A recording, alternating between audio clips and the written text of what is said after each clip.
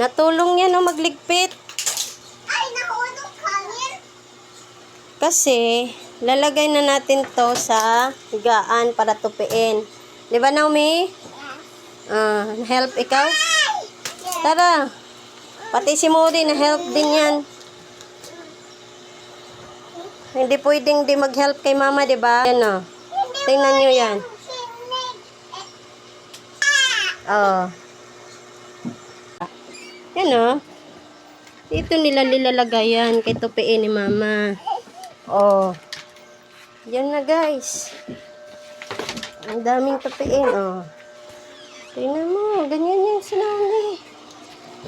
Oh, ang dami pa oh. Ganyan yan si Naomi. Si Mori din. 3 years old pa lang yan. Marunong na magtupi. Oh. Huwag mo guluhin ka nagtupi si ate. Oh. Diba? Oh. Ganyan. Oh. Diba?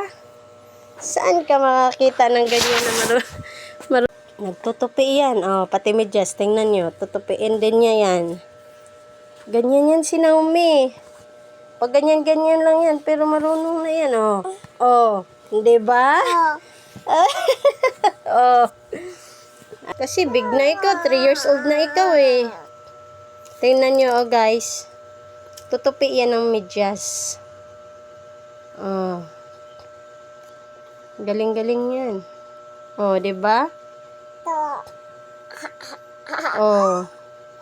Oh. Yan lang yan. Oh. Ganyan lang yan magtupi. Oh. Diba?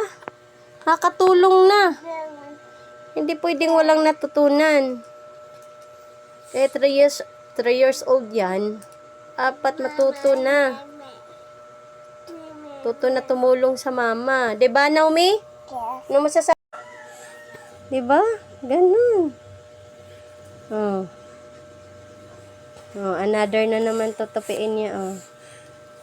Mga panyo. Oh. Ganyan niya yan. Tapos, kasi pag nagtupi ako, tinitingnan niya ako, guys. Ayan, oh. Oh, diba? Ang ganyan na marunong niya. Naghanap yan ng matutupiin. Gusto dan niya yan. Dapat marunong ka na, no? Kasi big na ikaw. 3 years old na ikaw.